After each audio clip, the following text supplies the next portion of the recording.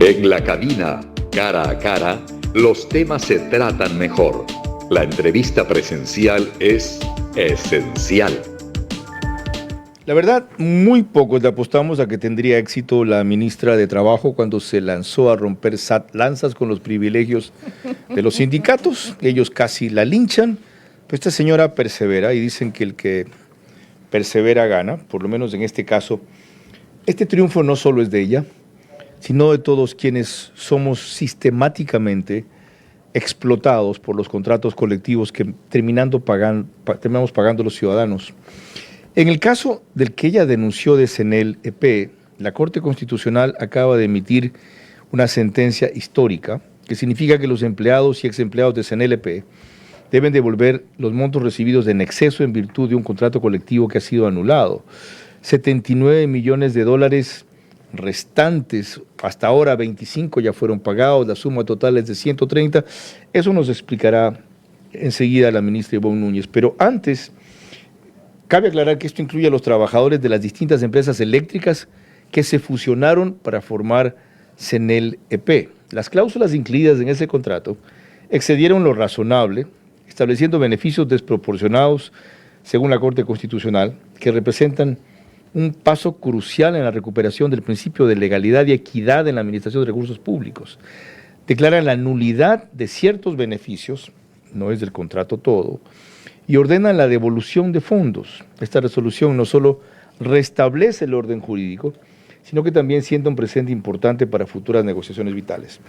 Y si ustedes se ponen a revisar los beneficios laborales de estabilidad e indemnización por despido, liquidación por retiro voluntario, transferencia y continuidad de contrato, jubilación a cargo de la empresa, sistema de escalafonario, adquisición de equipos, accidentes de trabajo, ropas de trabajo. Solo falta que les pongan acompañante. Okay, qué increíble esta vaina. Bueno, señora ministra, bienvenida. ¿Qué le animó a hacer a usted, más que la denuncia, a insistir ante la Corte Constitucional que este recurso de acción extraordinaria de protección que había interpuesto un antecesor suyo, Antonio Icaza, en el gobierno de Guillermo Lasso, y había abandonado, se retome hasta llegar a esta decisión? Porque era la otra empresa que faltaba dentro del conjunto de empresas consideradas como parte de la economía del Ecuador, las 4 empresas estratégicas de la economía del Ecuador. En SELEC ya habíamos ganado en segunda instancia el posible traslado que ellos pretendían hacer a través de una acción de protección. Es allí cuando nosotros como Ministerio del Trabajo, cuando ganamos en segunda instancia y la pretensión era el pago de aproximadamente 200 millones de dólares, yo dije, aquí está pasando algo. Revisamos y nos dimos cuenta que en el caso de SNT ya la Corte Constitucional había seleccionado el caso con la remisión de la sentencia de primer nivel, que había utilizado también la misma vía constitucional para trasladar empleados públicos de los CEP al Código del Trabajo, más los beneficios de la contratación colectiva de manera retroactiva. Es decir, la Corte Constitucional tenía este caso de CNEL-EP adentro. ¿No presentó usted la denuncia? ¿Cómo logró que lo muevan o la muevan otra vez? No tenía el de CNEL, tenía el de CNT. Cuando yo ¿No había presentado Antonio Icaza una acción extraordinaria de protección para CNEL? Sí, pero en el caso de CNEL. CNT ya está escogido por la Corte, la sentencia saldrá en algún momento y de hecho el último informe que remite CNT de pago del último año por este traslado es de 15.500.000 dólares. Ese contrato de CNT, ¿quién lo impugnó ante la Corte Constitucional? Ante la Corte Constitucional nosotros hemos comparecido a fin de establecer que ese traslado no puede ser posible. ¿Y por qué estaba el caso de CNT en la Corte Constitucional? Porque lo escogieron cuando el juez de Rocafuerte, del Cantón Rocafuerte, remitió la sentencia de primer nivel, porque todas las sentencias de garantías jurisdiccionales hay que remitirlas a la Corte por control concentrado. Eso no sabía yo. Dele suave. Usted es experta, entonces, yo no. Dele suave. Pero, Tito, ¿qué es control concentrado? Es que me siento en clases de Derecho Laboral, y usted debe conocer a los 2 maestros que tuve. Sí. El uno es Julio César Trujillo. Sí, cómo no. Y el otro, la doctora Jimena Moreno de Solines, sí, madre de Juan Carlos Solines. Sí, cómo no. Pero eso en la Católica cuando usted no nacía, por si acaso. Yo no Le hablo de 1974. No, yo ya había nacido, yo nací en 1967, sí, casi somos de la misma edad porque... Estaba en la escuela.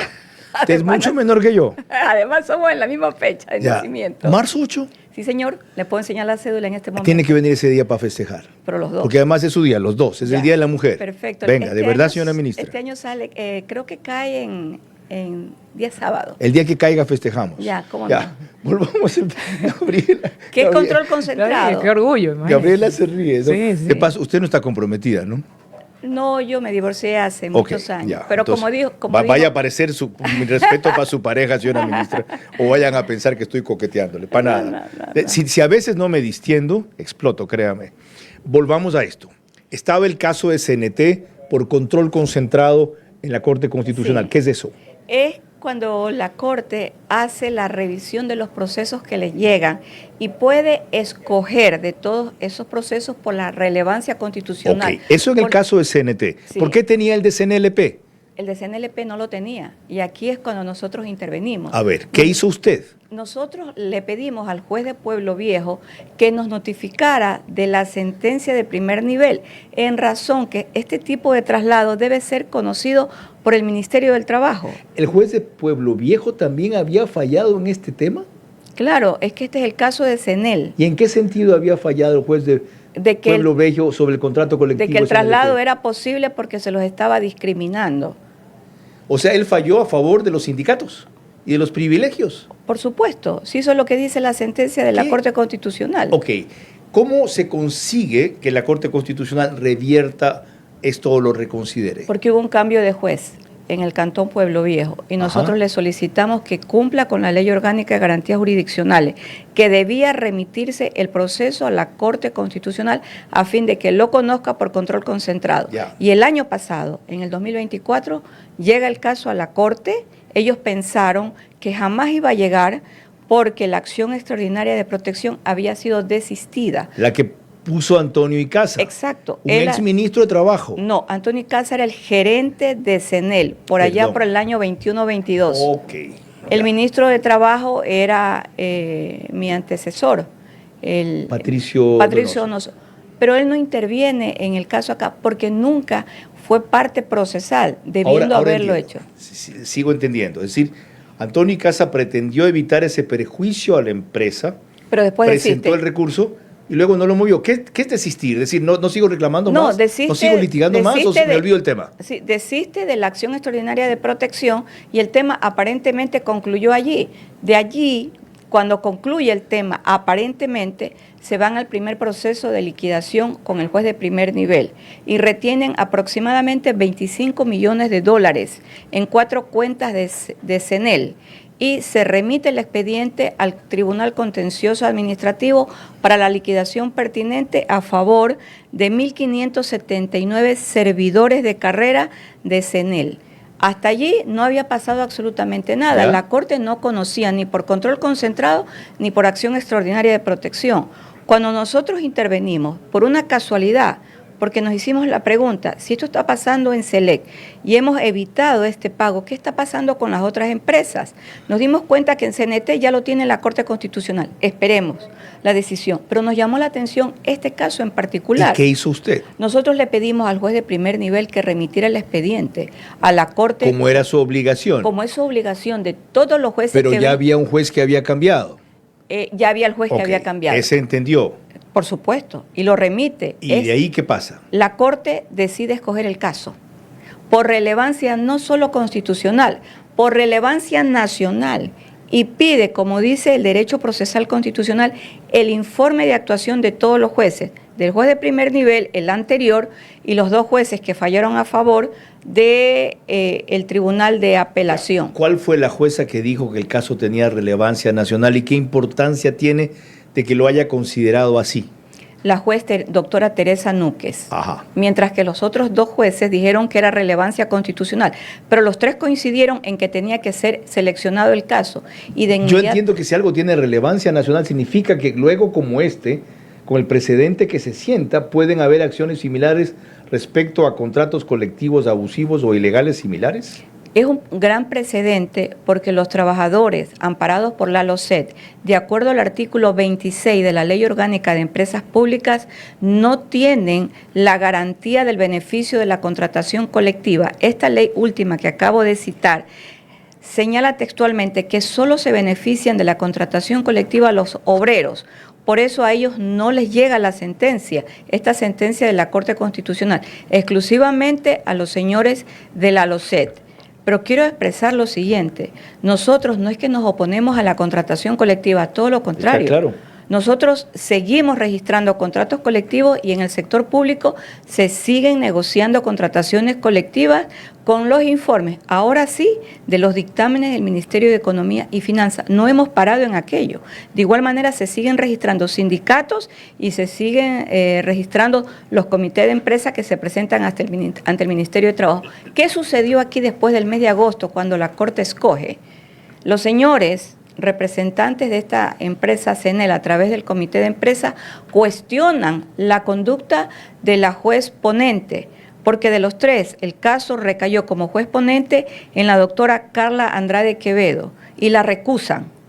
Dice, usted no puede continuar sustanciando este caso en razón de que existe un desistimiento de la acción extraordinaria de protección y usted ya ha emitido un criterio adelantado. Le dice el tribunal, le contesta que pueden comparecer todas las personas que desean como amicus curiae o como terceros interesados. Y nosotros comparecimos para presentar todas nuestras alegaciones y para demostrar que ya el caso, además, cuando llegó al contencioso administrativo, se había presentado sobre esa decisión de liquidación la acción extraordinaria de protección. ¿Cuánto le ahorra esto al Estado? ¿Cuánto le obliga a defender a los trabajadores que se beneficiaron ilegalmente de esto, más de 1.500? Aquí va a haber un ahorro anual de más de 20 a 30 millones de dólares. Aparte de los 130 millones que deben devolver. Claro, porque ya los trabajadores de la LOCET ha quedado claro, y no era la primera vez que la Corte Constitucional lo decía, no tienen el beneficio de la contratación colectiva. Entonces queda claro que no hay beneficio de la contratación colectiva para los servidores públicos. Pero quiero hacerle un agregado. Los trabajadores de SELEC y los trabajadores de CENEL, que pertenecen al sector eléctrico, constituyeron una gran organización denominada Enlace y le presentaron a la Corte Constitucional hace 3 años atrás una demanda de inconstitucionalidad del artículo 26 de la Ley Orgánica de Empresas Públicas, porque tenían que protegerse respecto a todas estas actuaciones que habían hecho. Y el año pasado... Protegerse no. Bueno... llamémoslo para justificar de que sus actuaciones eran correctas.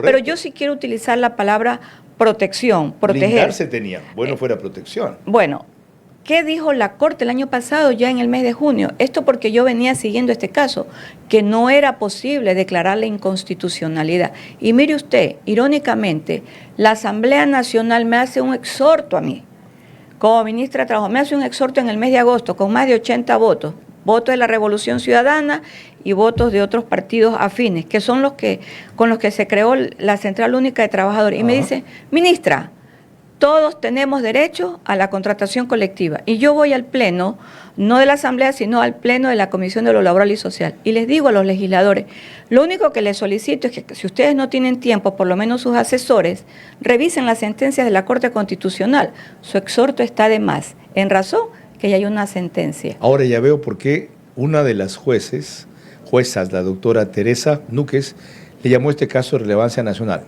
Pero viendo el otro ángulo, usted está metiendo otra vez en un lío al gobierno. Usted se va a estar encima del voto de los sindicatos, ahora en pleno periodo electoral con esto que ha conseguido. Sí, que van a ahorrarse 130 millones, en total con lo que van a devolver en 3 años también, 20 millones de dólares solo en una empresa, Yo le diría... Y si por eso los llaman que están contra los beneficios laborales de los trabajadores del sector público. Yo creo que el Ecuador entero siempre va a estar en contra de los abusos y en contra de las actuaciones que tergiversan las normas, la ley. Yo no lo dudo, pero en este rato los sindicatos que tienen una capacidad de movilización impresionante, metidos en el Estado, van a decir, voten contra Noboa con mayor razón.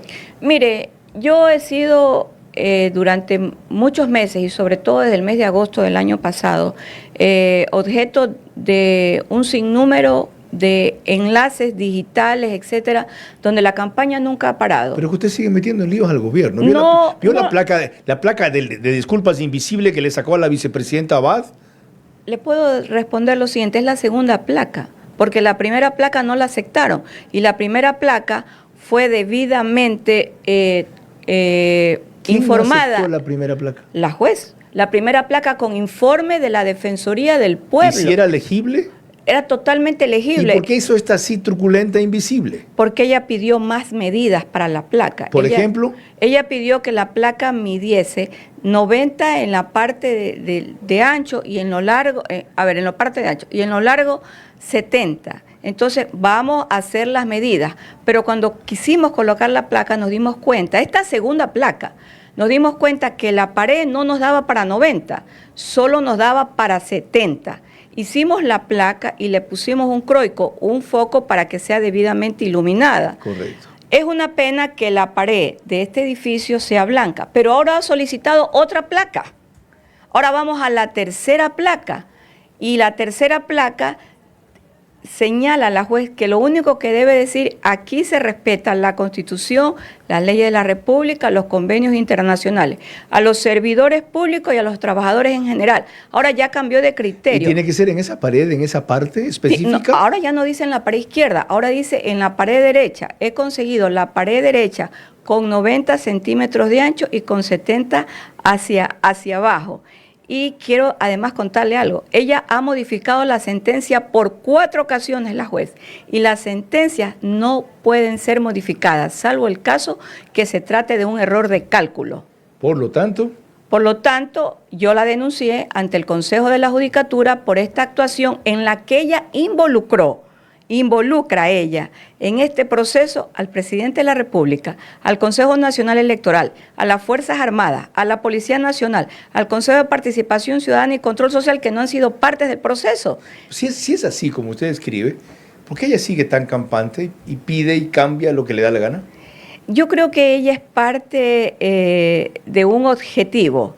El objetivo es un objetivo mediático donde ella utiliza a los medios de comunicación cuando llama a comparecer y ella expresa sus opiniones, que además no se deben hacer de esa manera, sino a través de providencias. ¿Por qué no le paran el carro? Bueno, yo se lo he presentado al Consejo de la Judicatura y en la apelación a la primera sentencia del día 23 de diciembre del año 2023, del año 2024, notificada el 10 de enero, yo ya le he presentado el recurso de apelación y ya tenemos tribunal que va a revisar el recurso de apelación presentado por nosotros. Y mire algo interesante, sabe que ella se resiste a remitir la sentencia que emitió por escrito a la Corte Constitucional, no la quiere remitir.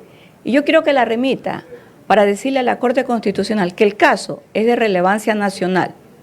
¿Con lo cual? Con lo cual la Corte tiene que inmediatamente actuar, escoger el caso y decidir a través de una sentencia. Una última cosa, volviendo a CNLP. Una vez que está emitida la sentencia y no tiene impugnación en su última instancia, no tiene apelación, ¿verdad? Es final. Esta sentencia de la Corte Constitucional, en efecto, así es, puede tener hasta un recurso de aclaración y ampliación, pero no cambia la esencia. No cambia la esencia. ¿Cuándo y cómo comienzan a devolver o a descontar a los trabajadores si siguen activos esos valores que tienen que en 3 años ser recuperados? Bueno, la Corte lo dice muy claramente en la sentencia, de manera inmediata, cuando sean notificados y cada 3 meses se debe remitir el informe por parte de las autoridades de CNEL a la Corte Constitucional en el lapso de 24 meses, 2 años. Y le dice a los trabajadores de los servidores públicos, vean ustedes la forma, cómo ajustan el devengar los valores que se tienen que hacer a través del rol de pago. Yo sostengo en este caso lo siguiente, los servidores públicos fueron engañados por quien les prometió que esto sí era posible, porque el argumento de la acción de protección, de todo lo que yo he revisado, se basó siempre en que existía discriminación, y la Corte ha establecido qué significa discriminación. ¿Sabe quién les prometió que esto era posible? Claro. El abogado Richard Gómez Lozano, secretario general del Comité de Empresa de Trabajadores CNLP. ¿Sabe que es él, representante de los trabajadores en el Consejo Directivo del IE? ¿Sabe quién lo necesita? Eduardo Peña para sus decisiones. Y usted se mete ahora en este lío contra este sindicalista poderoso. Mire, no hay que tenerle miedo a la verdad y no hay que tenerle miedo a falsas aseveraciones. Pero el mismo juez de Pueblo Viejo que dio y declaró con lugar esta acción de protección es la persona que también sentó al señor Gómez en el Consejo del Instituto Ecuatoriano de Seguridad Social. Y también existe una acción extraordinaria de protección sobre este tema. ¿Y sabe a quién le gana el señor Gómez para ese cupo dentro del directorio del Instituto Ecuatoriano de Seguridad Social? Al jurista Ramiro García. Qué increíble, qué buena memoria, y gracias por recordarlo, para permitirnos entender todo lo que hubo atrás de este manejo abusivo para privilegios indebidos, no solamente ilegales, a los sindicatos públicos, que no significa que no puedan dejar de existir ellos, sino que no tienen derecho a aquello que la Corte Constitucional, nada menos, aquella que usualmente está contra el gobierno, acaba de declarar que tiene razón la posición del Ejecutivo.